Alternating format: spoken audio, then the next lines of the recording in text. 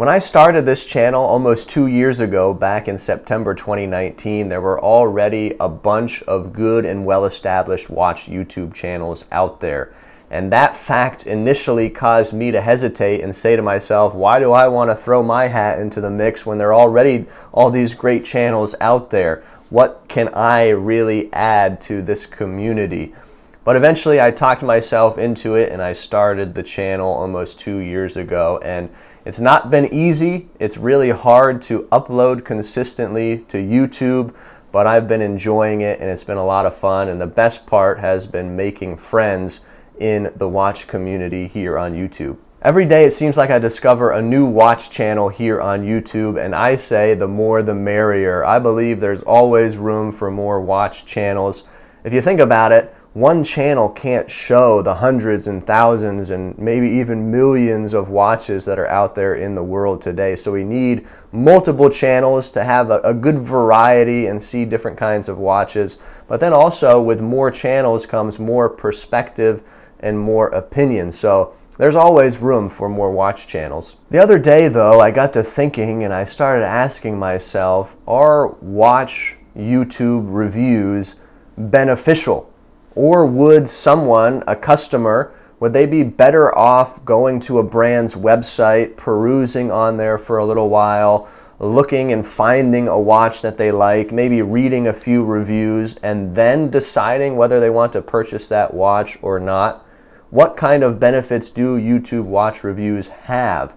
Now, I think there are benefits, and that's what this video is about, but there are also some shortcomings and problems. We're not going to talk about those in today's video. I'm saving that for next week's video, so you'll have to wait and stay tuned for that.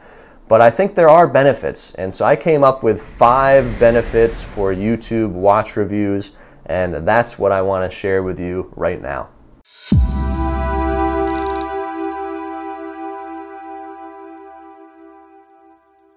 The first benefit that I see with good YouTube watch reviews is that you get to see a real watch in a real person's hands. You don't just see pictures with perfect lighting or even worse, computer renders. Now don't get me wrong, I love all of the amazing watch photography that I see on Instagram, and I'm sure there are a place for computer renders, but honestly, sometimes those things can be a little deceiving. I think a good watch review video, though it may contain some amazing videography, will also show you the watch in more everyday type settings, perhaps outdoors, a wrist shot of some kind outside or something like that. If the lighting is less than perfect, that's okay because that is everyday life. Another benefit of YouTube watch reviews that I see, and this is a big one, is that it provides additional and more detailed information. You can find a good bit of information on a brand's website about a given watch, but a lot of times there's information that you want to know that is not going to be listed there. If a movement is mentioned on a brand's website, rarely do they share information about that movement that you might want to know, what the beat rate is or what the power reserve is. You think of other information like about the bracelet. Does it have solid end links or hollow end links? What kind of pins do they use for the links? Is the clasp milled or pressed? How many micro adjusts? This is all information that is often left out, but is often included in good watch YouTube reviews. Now, the biggest piece and the most important piece of information that is left off most brands' websites, let's say it together, that's the lug-to-lug measurement. I don't know why that is. It's the most important measurement perhaps, and it's most often left off of brands' websites. But good watch reviews will share that information with you. There's a small caveat here. Micro brands, they do a lot better job of listing most of the information that you might want to know about a given watch, and that includes lug-to-lug distance. So shout out to all the micro brands doing that. A third benefit, and related to number 1 and number 2, is that a good YouTube watch review shows a wrist shot and a loom shot. Now you might be saying, hey, wait a second, I've seen wrist shots and loom shots on watch brands and watch companies' websites, so what are you talking about? Well, you're right, you do see those things, but you know, when you see a wrist shot picture, you're only getting part of the story. how many times have you actually seen the wrist size of that individual from that picture mentioned anywhere on the website? You don't see that.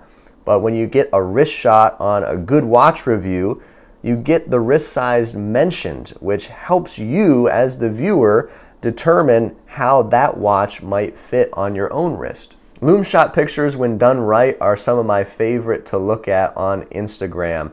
Shout out to one guy that I follow, Mr. Loom Shot. He does some amazing stuff. But every time that I see some of these pictures, I have to ask myself, how much was that image touched up? How much was it enhanced? And something that I love about good YouTube watch reviews is that you usually get a loom shot and nothing is enhanced, nothing is touched up. You really can get a good feel of how the loom glows. Hey, before we continue with this list, if you're enjoying this video, please help us out by giving a like. It took me quite a bit of time to prepare this video for you, and that would really help out, and I'd really appreciate it if you'd hit that like button.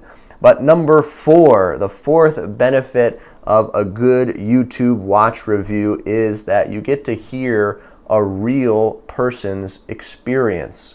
Not every watch video on YouTube can really be considered a review, and I think that's okay. Not every video on my channel is a watch review. Sometimes I do fun videos like this one right here or this one right here. Please go check those out if you want a laugh. Sometimes I make videos that are just unboxings. They're just an overview type video. Sometimes I do topic videos, whatever the case may be. Some channels, they do a lot of news type videos. Some channels, they do a lot of just watch talk. And I think there is a place for all of those types of content.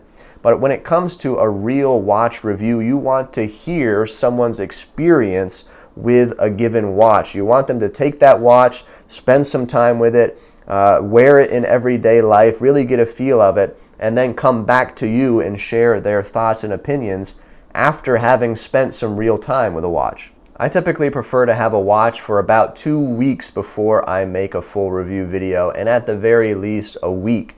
That allows me to really wear the watch and get a good feel of it before I make my full review video and share my experience with it. Ultimately, a review is not going to be perfect.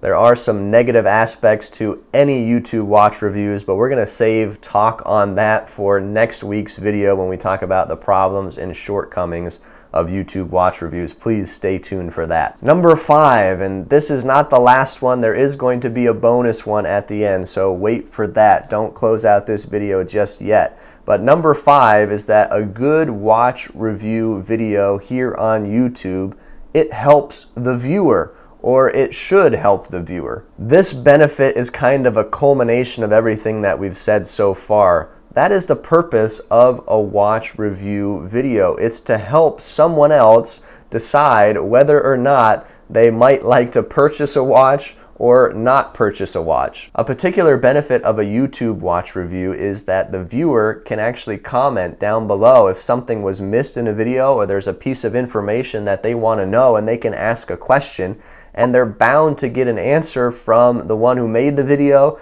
or from someone else in the comments. Now for a bonus benefit, number 6, a YouTube watch review can help the brand. Now I'm not talking about here free advertising for a brand or making watch sales for them or free publicity. I'm not talking about those things, though those are helpful, and I think brands appreciate that. It gets the word out about some of their watches. But what I'm talking about here is that good watch reviews can really help keep brands accountable. We can provide feedback for them as they read the comments and as they hear what we say about a given watch. It keeps them accountable. We can provide that positive and negative feedback, so it helps them, hopefully in the future, make corrections and improvements to the watches that they're producing. Now I've come to find out that not all brands appreciate constructive criticism, and that's really unfortunate and detrimental for them. The good brands do appreciate it, whether it's positive or negative feedback, because it helps them create a better product for the future. So those are my 5 plus a bonus benefit of YouTube watch reviews.